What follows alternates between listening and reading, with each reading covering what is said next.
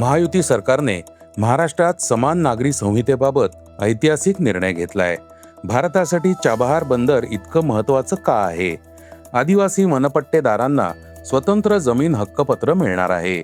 भारतात इलेक्ट्रॉनिक्सचं उत्पादन स्वस्त झालंय. महाराष्ट्रातील 7,000हून अधिक गावांमध्ये स्मशानभूमीची कमतरता आहे. वैभव सूर्यवंशीला इंग्लंडमध्ये पहिला धडा मिळालाय. शाहरुख खानने 2 मजल्यांसाठी 37 कोटी रुपये देऊन एक मालमत्ता खरेदी केली आहे.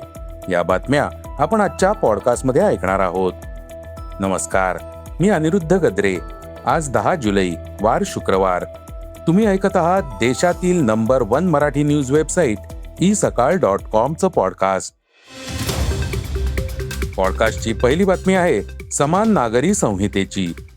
राज्यातील महायुती सरकारने महाराष्ट्रात समान नागरी संहिता लागू करण्याच्या दिशेने एक ऐतिहासिक आणि मोठं पाऊल उचललंय.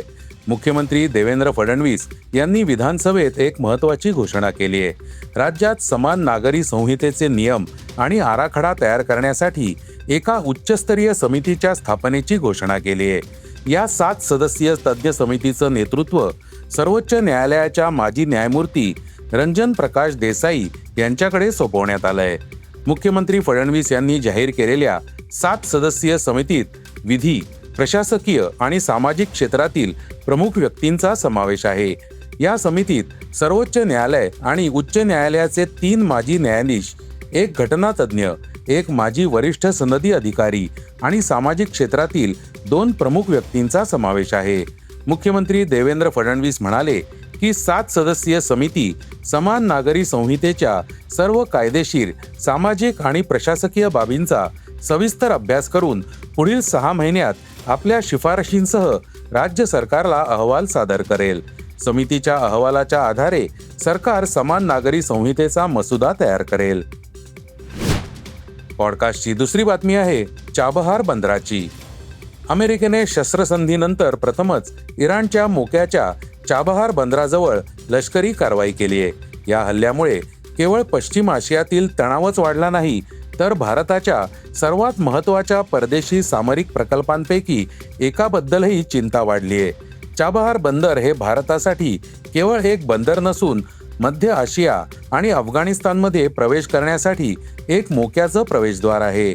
भारताने या बंदराच्या विकासात आणि संचालनात मोठी गुंतवणूक केली आहे. या प्रदेशात संघर्ष वाढल्यास भारताचा व्यापार, संपर्क व्यवस्था आणि सामरिक हितसंबंधांवर परिणाम होऊ शकतो.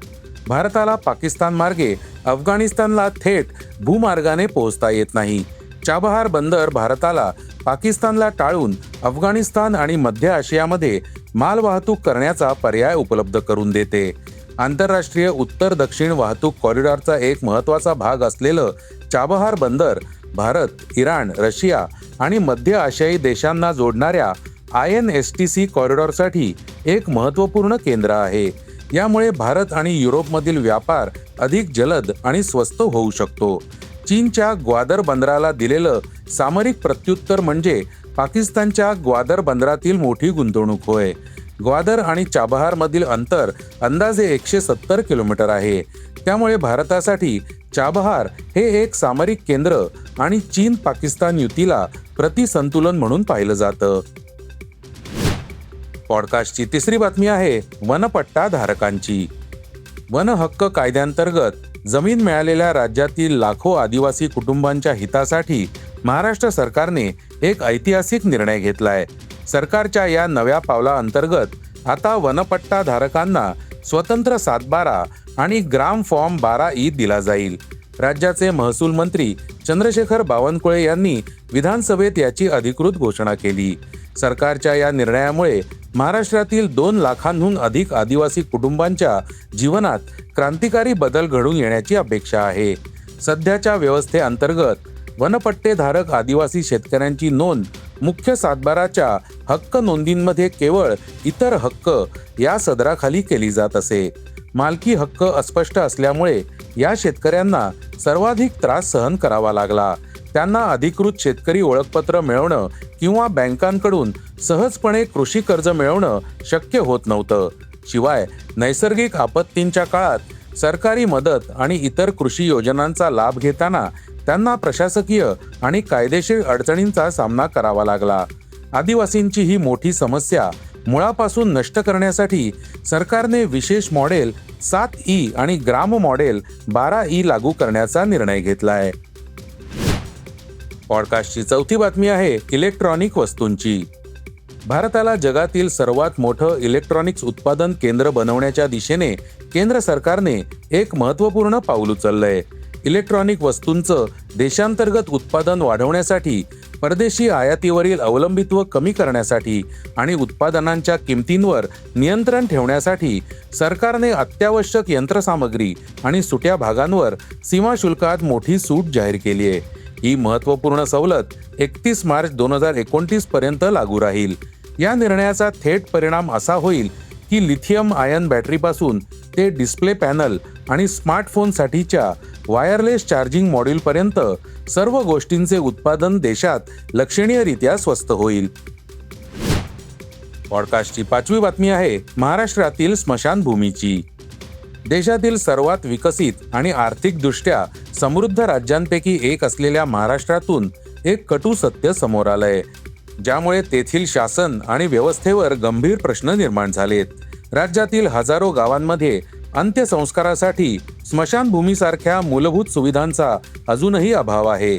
या अमानवीय परिस्थितीच्या पार्श्वभूमीवर राज्य सरकारने आता एक कठोर आणि ऐतिहासिक निर्णय घेतलाय. महाराष्ट्राच्या महायुती सरकारने हे स्पष्ट केलं आहे की यापुढे गावांना इतर कोणत्याही विकास कामांसाठी शासकीय निधीचं वाटप तेव्हाच केलं जाईल जेव्हा ते त्यांच्या गावात स्मशानभूमी असल्याचं अधिकृत प्रमाणपत्र सादर करतील. पॉडकास्टची सहावी बातमी आहे क्रीडा क्षेत्रातून. वैभव सूर्यवंशीच्या आंतरराष्ट्रीय कारकिर्दीची सुरुवात अपेक्षेप्रमाणे झालेली नाही.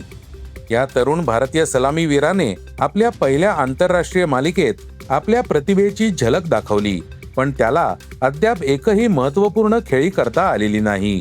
त्याच्या कामगिरीचं आत्ताच मूल्यांकन करणं घाईचं ठरेल, पण अलीकडेच त्याच्या फलंदाजीचा एक पैलू समोर आलाय जो एक समस्या निर्माण करू शकतो.